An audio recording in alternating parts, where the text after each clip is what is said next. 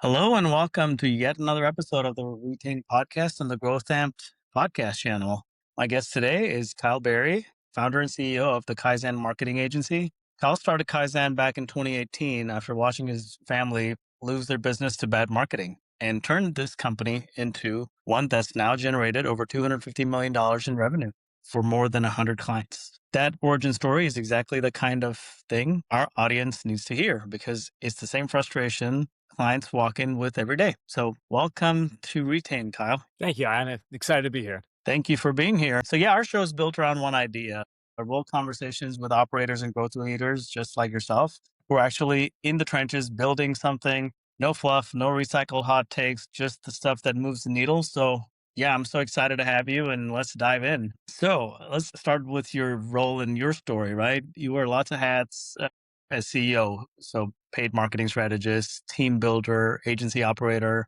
I don't even know what else. There's just so much that goes into it, right? So how do you describe your role to someone outside the industry and what's a typical day like?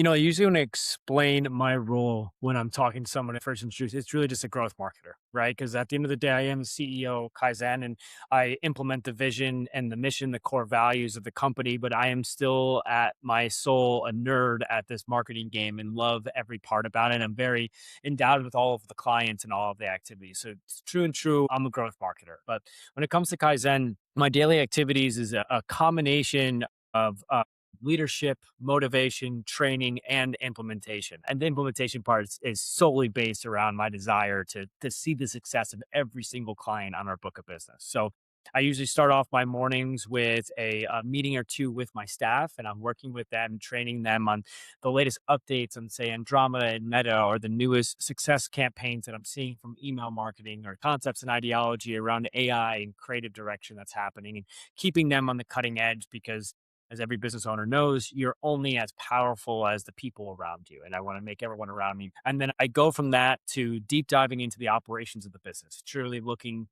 more as like a CFO, CEO positioning of looking at the top down numbers of where our revenue is, where our cogs are, how are we pacing. I look at this on weekly rock basis. So I'm going week by week, trying to understand where we are comparatively to the goals that we're looking to grow as a business, what holes or what things are dropping off. And then my next hour or two is direct implementation on how to fix that. And then outside of that, it's really time spent inside of client accounts. And that's just due to my love of marketing. My team is working in each and every one of these accounts and they're executing incredibly well. But marketing is, as everyone knows, it really is a basis of hypothesis and execution. So we have ideas and we have concepts, and those ideas, like the Got Milk campaign or just do it from Nike, is what can change a business in a vastly different way. So my goal is to feed ideas to my execution team to be able to review what's happening in the accounts, especially our major accounts that are scaling and growing right now, and seeing what else I can do to help boost my team to be better. So at the end of the day, it's daily trying to stay on the cutting edge of what's happening in the market, on the education and evolution of all of my employees. And then finally, the hands-on grittiness of what's happening in our go-to-market strategies, because I believe if you're not in the grasp of what's actually happening in the market, you're watching YouTube videos and things of that nature. Just doesn't give you the context of the minute by minute changes that we're seeing within ad accounts, within emails, within Shopify data, so on and so forth.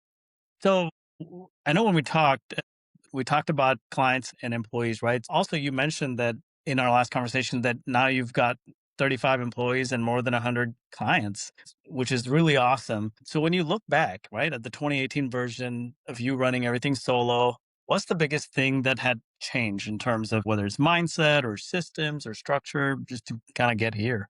A lot. A lot has adapted and changed over the years. I think the first thing that really put me on the path and put Kaizen on the path of success was documentation and standard operating procedures. If you talk to any entrepreneur that's built a business that's hit seven figures or above, they really have keened in on this is how to find success. Winning is winning. And I think a lot of people win every single day, but they're not documenting it and leaning into it. And our standing operating procedures have allowed us to really document what we define as winning and lean into that and share it with the entire team. Once we have developed the standard operating procedure, it's then how do we look at and my favorite models to look at is the EOS model, the entrepreneurial operating system model of how do we implement these standard operating procedures into the daily activities of our employees so that not only are they following and executing, but are doing it in a way that makes it less stressful and more comfortable for them so that they're excited to come to work every day. I had one employee tell me that she's never had the Sunday scaries working at Kaizen. I didn't even know what that meant. And it's basically the concept of Sunday looking forward to work on Monday and being scared of coming into work, where we try to create an environment that people really appreciate coming in every single Monday, all the way up to working on Saturdays when they don't have to really push our clients. So after standard operating procedures, we realized that people aren't robots. We need to build culture. So once we started implementing how to do things, it's like, okay, they know how to do it now. How do they enjoy the process? Because that old analogy of, you do something that you love, you don't work a single day in your life, right? So we want every one of our staff members to really enjoy and love what we do. And that's the culture of a business.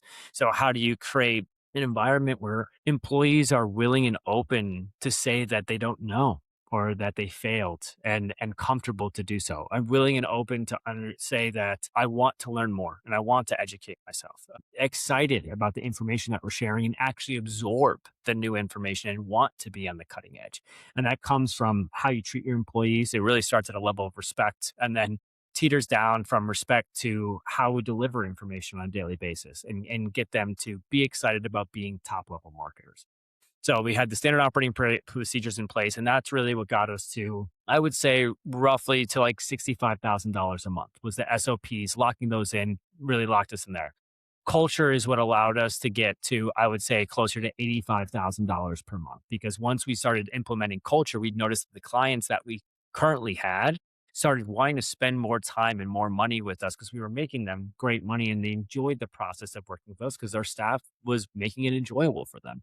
And then the next step after that is really the concept of Kaizen, right? Kaizen is a Japanese business philosophy that means 1% improvement every single day. It's continuous learning. And that's not just for the learning of our clients and how to improve their overall process, but the learning of our staff. So once we started understanding that we could take any business, as long as they have an idea that helps make the world a little bit better, we were able to get them in a position of true growth and scalability and be able to follow a Kaizen methodology of documentation, understanding of implementation of that document, why it actually worked, and be able to lean into those things is what broke us over the 6-figure a month mark and really has continued to allow us to scale today. That combined with our desire to truly help people find profitable returns in advertising and the way that we communicate that to not only our clients, but also to our white label partners. There's a lot of agencies that we work with that white label our services, as well as other major referral partners we have, such as Klaviyo, like one of the biggest ESPs in the world, that come to us to help them execute success for their clients because we hold a code of ethics. And it didn't matter when we were doing $10,000 a month or where we're at today, we never broke our code of ethics. And I think that continuous process of trying to be, I would say, the white knight of marketing, where we come in and we try to explain the unethical things that are happening in the marketing world and how you as a business owner do not have to deal with these things if you have your infrastructure set up correctly. Created this opportunity for us over time when we held true to those ethics that people go, you can trust Kaizen because they've been saying the same thing today as what they said 10 years ago, right? And that has built some incredible referral partners and relationships for us that allow us to build and scale. We're a 7-figure agency right now without a sales team. And that only happens when you are really retaining your clients and building really good relationships with every single business that you get to connect with. Sure. I love how you laid that out step by step. And there's something to be said about SOPs, and SOPs are the secret sauce to scaling, right? And so I totally resonate with you there. Let's talk a little bit about the industry landscape and you guys' position, right? So Kaizen runs the full stack: Google, Meta, social, email, web. What's the biggest shift that you're seeing across these channels right now? And is there a channel where you're seeing performance improve or degrade in ways that are surprising to your clients? Yeah. So I think the biggest shift is attention's always moving, right? And our job as marketers is to grab attention and drive them to where we need them to be at the end of the day, right? So with the constant shifting of attention, we have to make sure we're on top of the platform. If you're a direct to consumer business, you were spending probably 90% of your advertising dollars on Meta about 5 or 6 years ago. That is not the case anymore. Yeah, TikTok is an incredible platform for direct to consumer e-commerce brands. AppLovin, do they Axon, or they actually just rebranded as AppLovin truly as the AppLovin program where you're advertising in video games, have showed amazing recent putting advertising dollars into Google ads for a direct to consumer e-commerce brand is becoming more and more successful as time goes on and people understand the buying cycle of consumers. So the biggest shift that we have seen is that attention is shifting. And if you need to hone in on a certain consumer base by an age demographic, certain age individuals use certain platforms, right? If you're over the age of 50, you're probably still in love with Facebook, right? If you're in between the ages of, let's say, 25 to 40, you're using Instagram primarily. You're between the ages of 18 and 32, you're using TikTok, right? And then you have really between the ages of 18 and about 35 or the app loving users that they have roughly around 2 billion users on those platforms that are playing games on a regular basis, right? So really what we have found is that attention constantly shifts and consumers' interest changes dependent on what's happening in the either the political landscape or the economic landscape. And our job is truly just to find where that attention is and being able to use that platform for what it's known best for. If you ran a CTV style ad on TikTok, it does not work well whatsoever. But if you run a very raw organic asset on TikTok and then just have a small call to action to make the purchase, it works incredible. So it's understanding these platforms, understanding where the attention is, and then matching what the platform is naturally doing to the consumer that's using it to make that attention yours as a business and move them over into your website. So you could ask me this question in a year from now, and it's probably another platform that pops up and is grabbing people's attention. But at the end of the day, I would say a slight decline in overall conversions by profitable returns on Meta, just because CPMs are increasing. Everyday consumers are using Meta. I would say everyday business owners are using Meta advertising more and more because it's become a little bit more of a simpler platform. Google has stayed extraordinarily consistent over the years, right? Especially with their hard push in 2026 here with the YouTube advertising. They've really opened up a new arm for us to use YouTube as a social conversion platform. And that's gotten much, much better than what we saw in 2025. And then the new platforms, AppLovin and TikTok, as they have solidified themselves as a trustworthy platform, consumers trust the platform and then they start trusting the content on the platform a little bit better. And as we all know, trust is what drives sales. Absolutely. If we look at the verticals, right, your core verticals are healthcare, restaurants, home services, and e-commerce, right? Four very different verticals, very different buying cycles. How's your team's approach evolved to serve those different audiences without losing that scientific rigor that you've known for and perfected over time? Really, the biggest difference is the business acumen, right? To understand the difference between an e-commerce buying cycle and a medical facility buying cycle is really just to understand how consumers interact with these businesses, right? If we're going to sell a $25 product that's a direct e-commerce buy, there's a lot less trust that's needed and there's a lot less barrier to entry to get that sale. And we can easily do it through one or two touch points through social platforms. But if I'm selling a all on $4,000 dental procedure that's going to take the generation of a lead, of nurturing of the lead and the follow-up system, it takes a little bit of a different approach in the front facing advertising, but a much different approach in the back end sales process, right? So where Shopify will help close a majority of these e-commerce clients, and that's enough trust and enough information to close them. You can't just have a single website that has a lead form fill and have a consumer fill that out and then just confidently believes they're going to buy a $5,000 to $7,000 procedure. You need to then nurture that lead through a sales process that's through CRMs and through automations to get to build the trust to actually get the close. So there's not much difference. It's just a timeline. If it's an e-commerce business selling a $25 product, you'll never be profitable at first sale acquisition if you're doing paid media. You have to work on repeat business and return customer orders or upsells, right? Just like if you're a dental facility that's not doing the right nurturing process after the lead, you're never going to close enough business to actually be profitable. So there's a different process to each business, but we devoted ourselves as Kaizen from the very beginning of this business. I want to be, and I still want to be, one of the best marketers in the world. That is my goal. It's not to be the best restaurant marketer in the world. It's not to be the best home improvement marketer in the world. It's to be the best marketer in the world. And to do that, I think you need to understand the common denominators of success. There's a box that every single successful business lives in. And this is everything from Walmart to Nike to Amazon. They have the same infrastructure. And that Mhm. infrastructure is just not well articulated to business owners saying, hey, if you want to be a multi-million dollar company to match these things, you need to have the right outreach program. You need to have the right conversion program. You need to have the right nurturing program. You need to have the right understanding of the lifetime value of the customer, your cost per customer acquisition. It is all the same. These terminologies do not change from a lead generation business to an e-commerce company.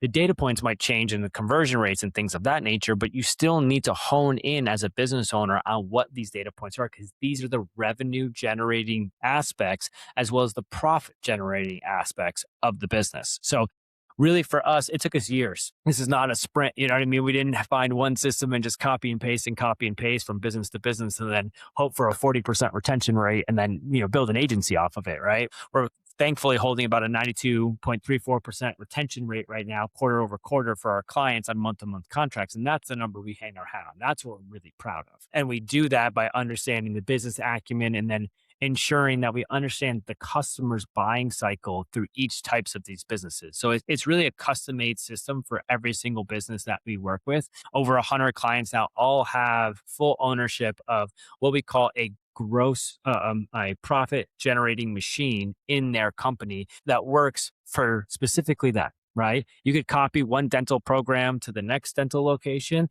but you'll still have to make some minor tweaks depending on geographic location, depending on cost per outreach and conversion in that area, as well as the nurturing process, depending on the product that you're selling. So when it comes down to it, it's caring. It's not trying to make a product that we're just selling an individual product from business to business and hope it sticks. It's caring about how each individual business functions, their unique selling proposition, their process and procedures in the back end of how they do business, and leaning into that as we build out our campaigns and set our expectations for success. Yeah. So on that note, right, your competitive edge is full transparency and client ownership of assets, like you said, no black boxes.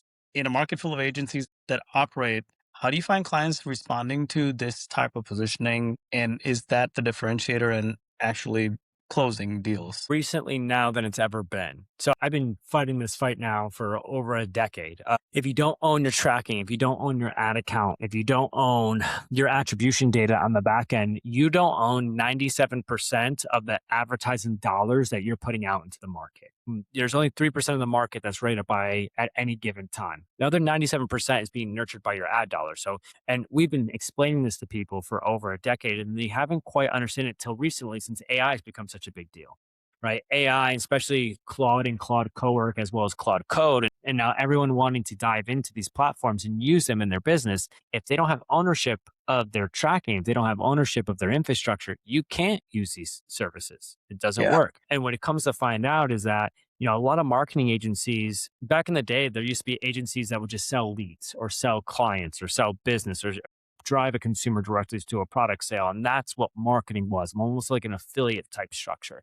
And you would hire an agency and it's like, hey, we'll guarantee you business and we'll guarantee you drive you customers, but they own the ad accounts in the system. You're just leasing at that point. You're just leasing out traffic. You're just leasing out engagement. The differentiation is that once you actually own the system, you're able to really nurture that other 97% of consumers because you own the data. And then you're able to actually compound after you leave the agency. There's a great line in Alex Hormozi's $100 million leads book that talks about the best thing that you can do is work with an agency for 6 months, steal everything that they do right, and then leave and build it internally in your business. And we've actually set our clients up like that since the very beginning. That being said, we've got clients that's been with us for 6 years, 7 years on month to month contracts because they don't want to deal with the headache. And that's okay. We're there to help them. But at the end of the day, you need to own your infrastructure. So as of recent, that ownership piece has been so valuable because we can explain to them now, since you own it, you not only own the 97% of data that allow you to continue to find success after us, but you can integrate all these systems into your AI. You'll actually be able to pull this data and use it and leverage it correctly. So it's definitely becoming more and more apparent. And I've seen a lot of these legacy agencies that have been around for decades that have been leasing out this traffic and in these advertising systems. We're getting a lot more clients from those businesses because people are really becoming educated on what they need to grow their business consistently and successfully. And really that comes down to the data. For sure. The stage at which Kaizen is today, what does your ideal client look like? Has the ICP shifted at all since you've scaled? Or tell us a little about that. We definitely say no. to some clients, right? And that's just simply because we've tried with them in the past. I had a call earlier with an IT company that was looking for direct paid media to drive traffic to their business to find success. And we've worked with IT companies before doing direct paid ads on LinkedIn, on Google, and Meta. And when we work with a business, we try everything, hell to high water of exactly what we can do to find success. And we know confidently at the end of the engagement, positively or negative, we did everything that we could to be successful. And there's some businesses that just don't find success in this matter. So there's some clients where we come to them candidly and say, hey, we've tested what you're trying to do and it doesn't work the way that you're hoping. And I don't want to waste your money. I don't want to take your money from you if we're not going to bring you back profitable return. So we definitely deny some businesses, some due to industry, some due to their overall margins, right? If they haven't built a business that has the correct margin structure for paid media, they shouldn't do it. But still today, we bring in brand new startups. We bring in businesses that are doing well over 7 figures a year, some that are doing over 7 figures a month, and we're able to still find a way to improve their overall results. So we vary heavily on the type of clients, the verticals they're in, as well as the revenue that comes in. But it really is the baseline of I want ownership of how my business grows. I want clarity of what it really takes to grow my business in the sense of messaging, in the sense of creative, in the sense of audiences, in the sense of the data points. And I am willing to work to dedicate effort to growing my business. Those are the three things that really shine when in all of our clients that love us, right? And that continue to work with us month over month over month. Yeah. If we look at just numbers that you guys have shared, it looks like a 93% campaign success rate, and that's really a number worth unpacking, right? What does failure look like for the other 7%? And what's, in your opinion, the most common root cause when a campaign doesn't hit? So the success rate is built off a KPI that we work with the client to define. So first thing, each business is different. One roofing company to the next roofing company, you can have a vastly different cost per acquisition, and they're okay with that depending on how their business functions in the back end. So the key performance indicator that we determine that is the goal, because that's one of our first things. The first thing we do on our onboarding is what does success look like for our efforts? Because we want to know what we're going after and how to win, right? So we develop that KPI with the client. Either they already know it already, or we go through the back end of their numbers and their P&Ls to define it. But once that's defined, then that's the goal that we go after. So it, again, different for each individual business. And that goalpost actually moves throughout the year, depending on seasonality, depending on their upsells and downsell processes, any other services that they add. So that's the first thing. We need to define success with every client, right? And we help the client understand what success looks like. The 7% that fail really comes down to, I believe, three major things. The first thing is lack of recognition in the market, right? And this usually comes from lack of recognition of them individually in a very competitive field, or lack of recognition of the problem they're trying to solve in the consumer's mind in general, right? We've had some products that were the first go to market of a certain concept or a certain idea, and we could tell that the business idea needed more time. And if the business was looking for a direct response return on their advertising dollars today, that there needed to be time to educate the consumer on why this was a problem and why they should look at them in the first place. And that costs money, right? It either time or money. So that's the first one. The second one is unrealistic expectations. So the 7% clients, probably about 4% of that 7% that we lose of our clients is really expectations were wrong. And some people believe that they can start paid media and it is a magic box that will deliver a 10x return. And no matter how we try to deliver the right expectations to them in the sales process, that concept always lives in the back of their mind. And they try to stick to that. And they built their business structure off finding that 7, 10, 15x return on their advertising dollars, which candidly, if you don't have the right upsell, downsell, referral, or lifetime value systems, you're never going to find. And if you're looking at it from an initial touch point to close process, like in the first sale, and trying to find those type of returns, it's extraordinarily difficult without the right offer system. And some of those clients don't want to set up an offer. So the expectations is the big one. And then the third one that we constantly try to surpass, but sometimes we don't have the spend or the time to do so, is a lack of product to market message and fit. So we find that there is some businesses that we need to test rapidly. We have to test hundreds of variations of headlines, of messaging, of how to present the company for it to actually resonate with the consumer base. And this could be an industry that is very successful, such as dental, right? Dental is an arm that we're very, very successful with. But our first few dental locations, it took us over 150 different scientific method testing specifically for messaging, just in messaging, to figure out what is the exact thing that we need to say for a general dentist practitioner for them to be able to get over a 2.5x or 2.5% click-through rate on social media. That gets them over a 10x or a 10% click-through rate on Google. And doing that message testing takes some time. And if you don't, as a business owner, if you don't know how to develop a newspaper article, I always use an example, right? Say people still read newspapers. If you couldn't write a newspaper article right now that would drive business into your business, how do you expect to be able to write a Facebook advertisement or a landing page or a Google ad that will do the same thing? Offers are a massive factor, but we don't always lean into offers, right? We don't necessarily feel like an offer is needed if you built a business that has its own USPs, that has a uniqueness to it, that has its own value. And sometimes offers can be spun just around values. But at the end of the day, that messaging fit to make sure that the consumer is not only resonating and we're hitting the right pain points and driving the right interest, but we're driving the right interest from the right people that are looking to make the right actions for our clients, right? Whether they're paying or becoming a lead or whatever it might be. That's a part that we take 100% ownership in, right? And we probably lose about 2% of that 7% through that not being able to find the fit fast enough.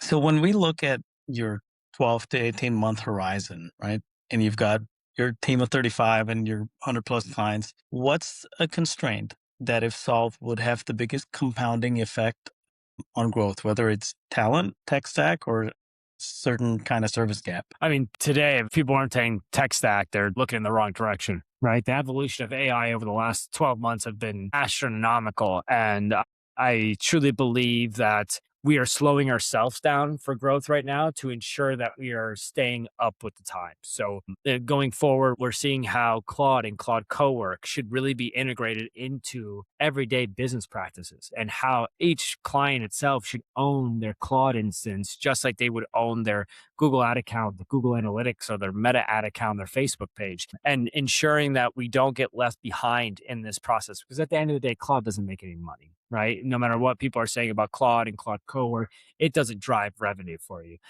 Gemini will actually drive some revenue for you because it's got you in the Google AI overview, right? So it Yep. could potentially drive you some. And chat search has become more and more prolific, especially with chat opening up their advertising platform a few weeks ago and able to advertise within chat GPT. It could make you some money, but it's very minimal compared to what these other platforms such as email, SMS, Meta ads, Google ads, TikTok ads, all of these are actually generating for businesses. But we found that the change of times of AI should give the business owner the opportunity to spend less on management fee, put more money towards advertising dollars, and in the process, and really put more money towards getting their business out there and not so much money in building out the infrastructure. There's no such thing as a $50,000 website anymore. At least there shouldn't be. There really shouldn't be. Yeah. Claude employees are using Claude to update the code in Claude, right? Like they're not hard coding this stuff anymore. And anybody that says that you have to spend for, $50,000 on a website development is either overcharging you or not being efficient, right? I'm not a coder. I can build a website in an hour, right? A combination of Lovable, Base 44, and Claude, I'm able to create Correct. something that really works incredibly well and has the infrastructure that will help build a business. So with that being said, we want to be able to offer that. We don't want to be the company that continues to charge the same amount for the same service. We want to be the company that is able to charge enough for us to keep our lights on and be able to continue to grow and evolve and help more businesses, but do it in a way that's cost effective for a business owner. Every dollar in management fee is a dollar away from profitability. A management fee does not directly correlate unless you're paying management fee for, say, email marketing or a direct non-paid platform, doesn't correlate into revenue generation. But to manage a Meta ad, to manage a Google ad account is still not easy. Like people are constantly talking about how easy and simple this is. If it was so easy, there wouldn't be an 87% failure rate in businesses. Let me tell you that. You know what I mean? It's not easy in any way, shape, or form. This is still business. And when you go into Meta and you go into Google, it's complex. And if your job is to run your business as a CEO, it's very complex because you don't have all the time in the world to nerd out on these platforms like my staff and myself get to. So our goal is that in the next 12 months, specifically by the end of this year, that we have a better integration into AI, allowing us to reduce our overhead and reduce our management fee for our clients while still maintaining the same volume of work and the volume of execution, but at a higher degree of success. That's all it really comes down to is that clients just want to make more money and spend less to do so. And then if that ratio becomes a very profitable ratio, they spend more and more and more with ad spend. And that's our goal. Our goal is to take a client from a brand new startup that could barely afford to spend $2,000 a month on their advertising efforts to somebody that's willing to spend 50 to $70,000 a month because we built a profitable advertising system internal to their business. Yeah. So if I read that correctly, then the tech stack is definitely something that will help you get your compounding effect and help you deliver faster. And that's your goal for the next to the end of the year, basically. Deliver faster, deliver at a high volume at a lower cost, deliver with better data, right? With better understanding of data, the correlation within the way Claude can correlate data just gives a lot more clarity than doing it by yourself as a strategist. Yeah, but tech stack is definitely what we're looking to optimize further and further just to give more value to our clients and keep our overhead where it's at. Yeah. Perfect. How about when it comes to new business, right? What's working right now for your own acquisition engine, whether it's referrals, paid ads, content, outbound? And where do you feel like there's an untapped channel that you haven't fully activated yet? We've had to turn off and pause a lot of our best channels due to the volume that's coming in. Our best channel, bar none, is our referral network, right? We've developed some really strong referrals with large entities that allow us to drive really top quality businesses into our book of business. So this is everything from Klaviyo to CRM systems to internal POS systems that we work with very closely that refer businesses that want to grow over to us, which is awesome relationships because we know that they already have the infrastructure to grow and they're coming with the mindset of I'm here to grow. I want to put investment time and money into this to be better, to be a bigger company. So that's our best network. But if I wanted to turn back on our paid media today, we're roughly getting a cost per booked appointment at about $120. And we have about a 40% conversion rate. So it's costing us about $260 to $280 to bring in a new client. And our minimum ticket order is $600. So we're about break even if they go onto our minimum ticket. We make a little bit of money if they're going to a higher ticket service.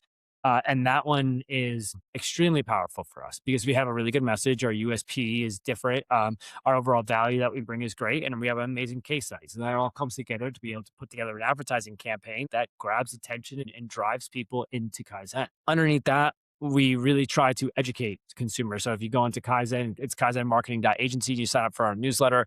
But every single month, we're updating people on exactly what's happening in the market, what's happening in the industry. And we've gotten a good amount of business off that. I think probably our most untapped area of growth is physical events. Myself and my two partners don't really do a lot of this because we're nerding out on the computer all the time. So we don't dive into a lot of local events or physical events to drive business. And I believe in today's day and age where everybody's getting 25 cold emails a day about this offer and that offer, the Right. physical events and being there face to face really drives a whole different level of connection that all of us as humans want. Right. We still buy from people that we want to buy from. It's just because, we get hit with a nice ad, we might have an interest. But at the end of the day, if you're working with Kaizen, you have to work with me and my staff. And I don't want you to not want to work with me and my staff. Right. If you Yeah. have a certain type of way about me and my people, don't spend the money to be a part of our community. Right. So that's definitely untapped. And then the only other thing that I think we could do a lot better is just sharing education off social media. Newsletter shares a lot of information, but we work too hard on our client accounts and we don't put enough time into the Kaizen accounts. So it's a balance. It's very hard to do both. I can promise you that. Yeah. That's great to hear because, yeah, I agree.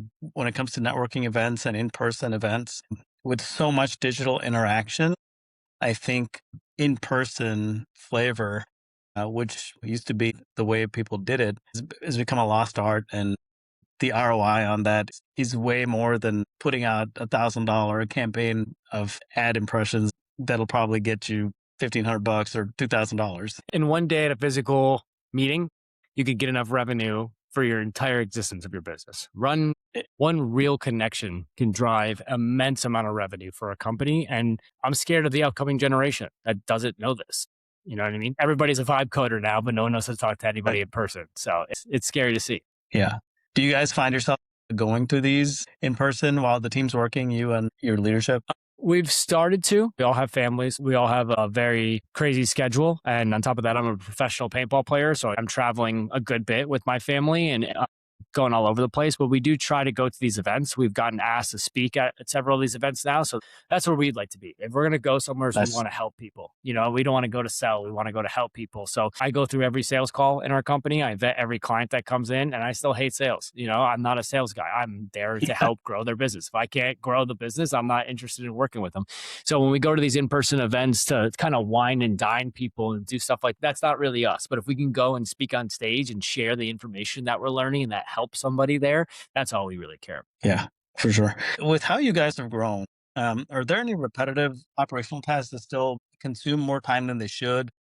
Say reporting or onboarding or creative briefing, and how you found any AI tools that have actually moved the needle for you? And we've automated a lot of that. So we've been a very heavy automation company since the very beginning because we just don't have the cost to be able to hire an individual person for each one of these tasks because every cost that we accumulate, we have to pass on to the client. So we've tried to be a very heavy automation company from the very beginning. And hats off to my partner, Santi Lozano, who's our COO. He's an automation expert. So when NAN came out and we were able to attach an LLM to our workflow process that really advanced our creative briefing and it advanced our processes for our communication. I would say the one thing that is still taking a little bit of our staff's time is strategy. Because no matter how hard you try with Claude or ChatGPT or Gemini or Google, the strategy is a regurgitated, consistent, same process from one business to another. And again, there's an 87% failure rate for a reason.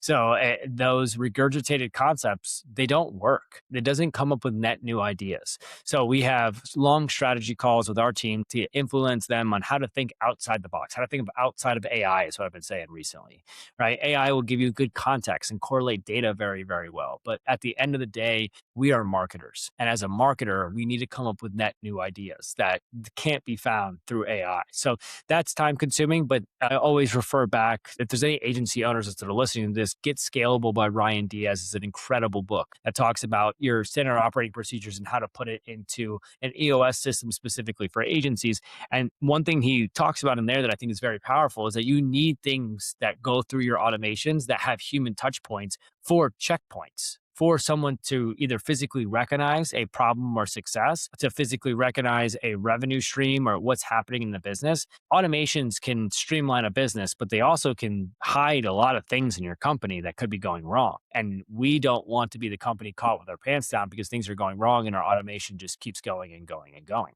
So we want to find that balance between how AI can streamline systems and processes while keeping that human touch to make sure that we are thinking outside the box, that we are aware of what's going on. I have an employee that all her job is sentiment. Her job is to go through every Slack channel and our Gmail communication and to be able to read through a custom LLM that we've developed that pulls all that information that assess, is our client happy or not? Is our client actually enjoying the process? And then she goes through and with that assessment notifies us and the team of, hey, you know, our AI and our automation showed that client X is not happy. I've gone through the communication. It's not that he's not happy. We just had to make this one adjustment to X, Y, and Z, and now they're okay. Or the process is taking too long and we need to make sure that we double down on and communicating with that client and making them happy. So I would say that we're not on the cutting edge of AI. We're not building new LLMs. To the sense, we do have an internal one that we're developing that's a bit unique, but there is always room for improvement, right? That's the whole concept of Kaizen. No matter what, we're trying to find that 1% improvement every single day. Oh, absolutely. Between the three of you leaders, right? You, Santi, and Ryan, right? What metrics sit on your personal dashboard to tell you if the business is healthy or something needs attention? So that's a great question. So we have individual dashboards, each one of us. So I personally have my KPI dashboard for every single client. So Every single day, I log on to a dashboard that gives me a full breakdown of the overall success and failure rate by KPIs that we've developed for each client. And it gives me a top down overview of all the clients as a whole. And then each individual client's broken down by the last 7, 14, 28, 28, 45, and 90-day cycles of where we are in overall success for that client's KPI, as well as overall spend to make sure we're pacing correctly or going in the right direction. So what I look at every day is client success, right? So I'm really looking at retention. Ryan is looking at a dashboard that's directly looking at our cost analysis, and he's going and diving deep into understanding each individual client, what it costs us compared to the revenue that we're bringing in, and a full overview of the money making aspects of the business, seeing that if our employees are spending too much time or not enough time on each individual client, to make sure that we're pacing them correctly and that we're organizing their jobs in the way that will be the most efficient for the business.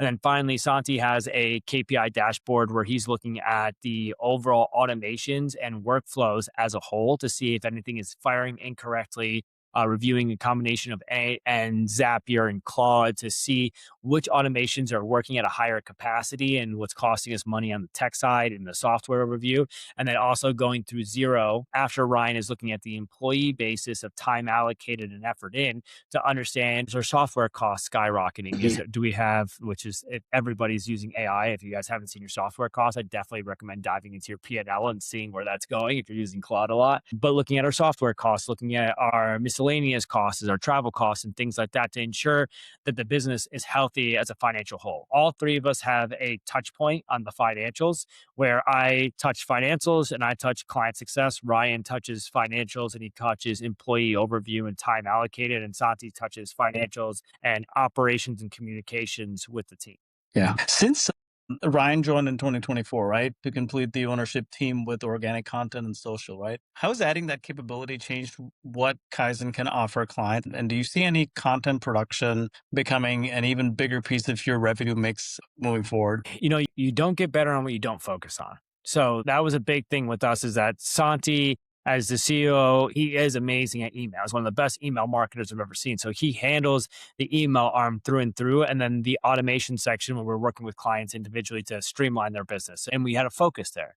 I was focused strictly on the paid media. So I was going through and understanding each paid media account and the exact returns we were having there. But we didn't have somebody that was 100% focused on content development. And organic social media is just an extension of content development. It's really what it is.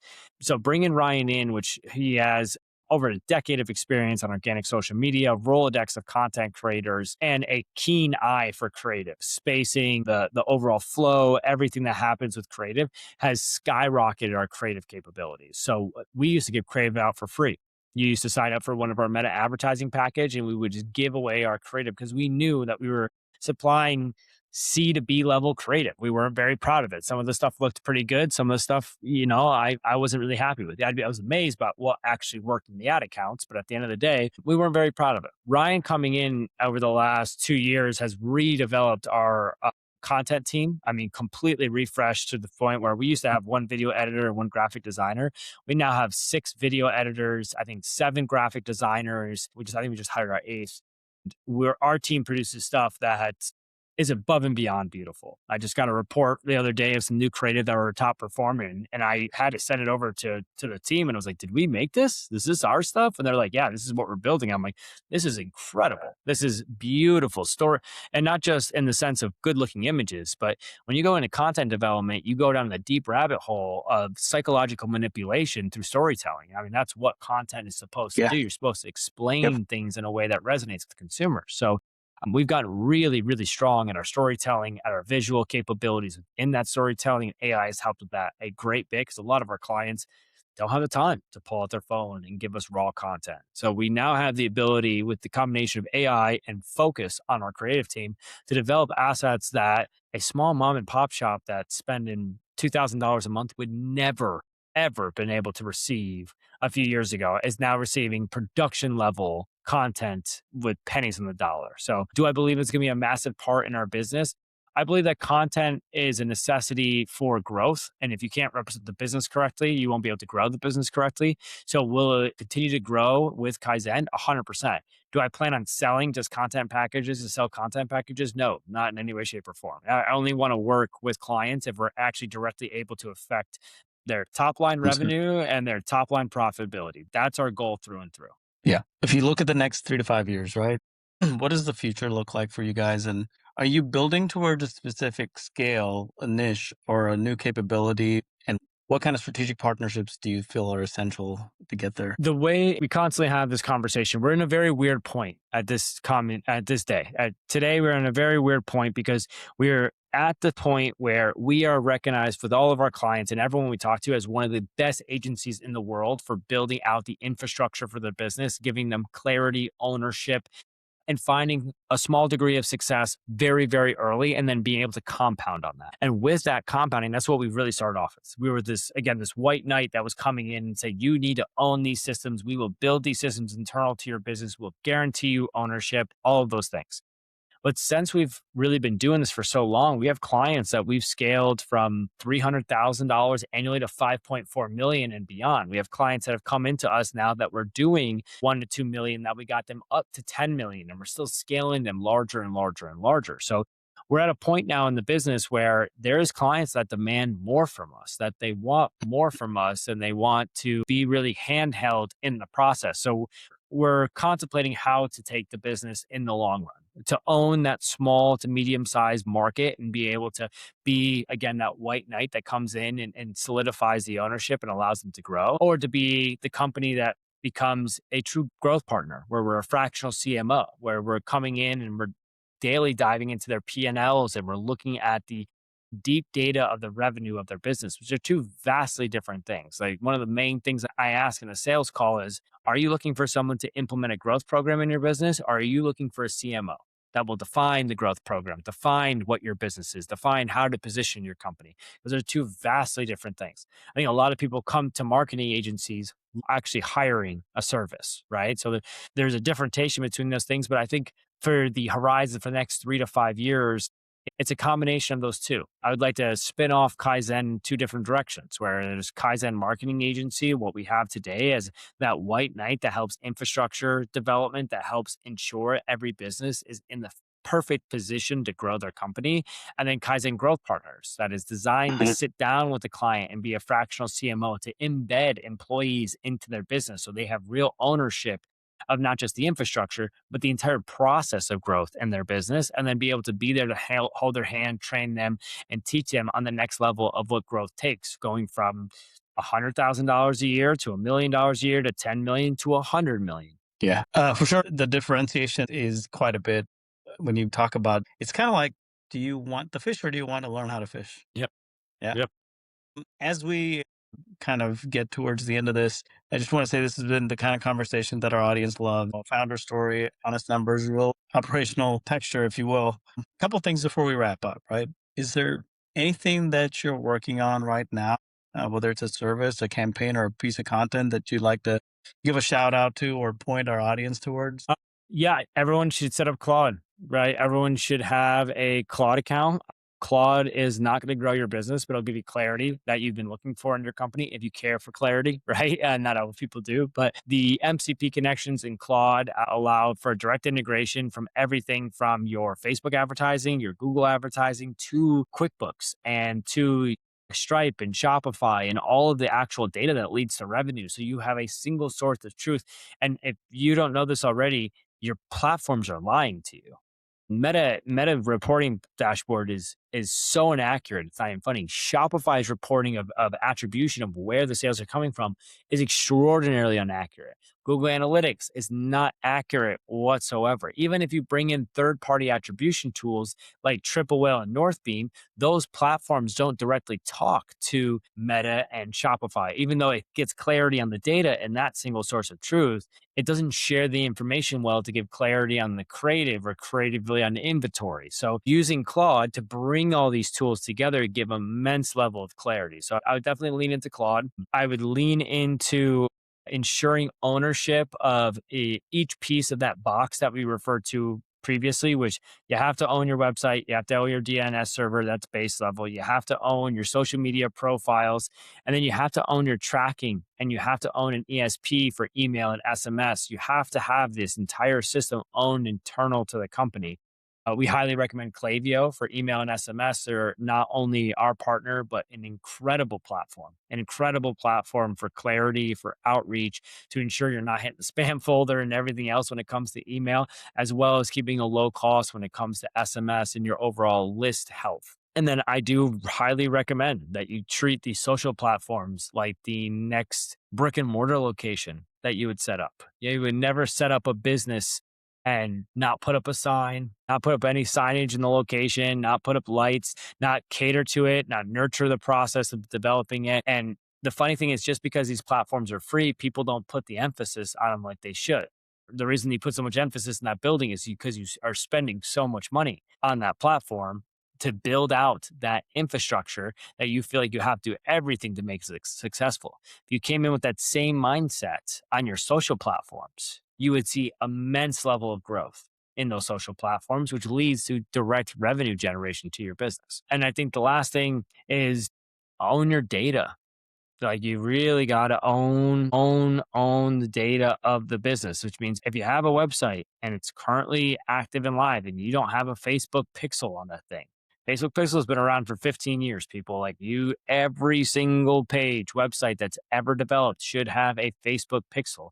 Understand that one little line of code will actually give you clarity and the ability to find consumers of like-minded interests for your business and be able to target that consumer. It's the most powerful thing in the world. For years and years prior to this advanced level tracking, we would just put flyers and banners and billboards and CTV or TV advertisements out there and hope and pray it hit the right consumer and that drives it into our business. Well, these tracking mechanisms you can put in place will now tell you who the right consumer is and allow you to lean your advertising into that consumer base. And that's a superpower. That's what everyone should own. And the last thing is care about your numbers. I interview so many business owners through my own personal podcast and the art of Kaizen that talk about their growth and how they hit 7, 8, 9 figures. And it's not about the best offer. It's not about the best messaging. It's not about the best creative. As the CEO of the company, it's about knowing your numbers. And then all of those other data points follow understanding your numbers. Certainly. What's the best place for someone listening or watching this to connect with you and learn more about Kaizen? Is it LinkedIn or your website or Instagram? Definitely not LinkedIn. We're not LinkedIn fans. It doesn't convert very well, and I don't spend a lot of time on that platform.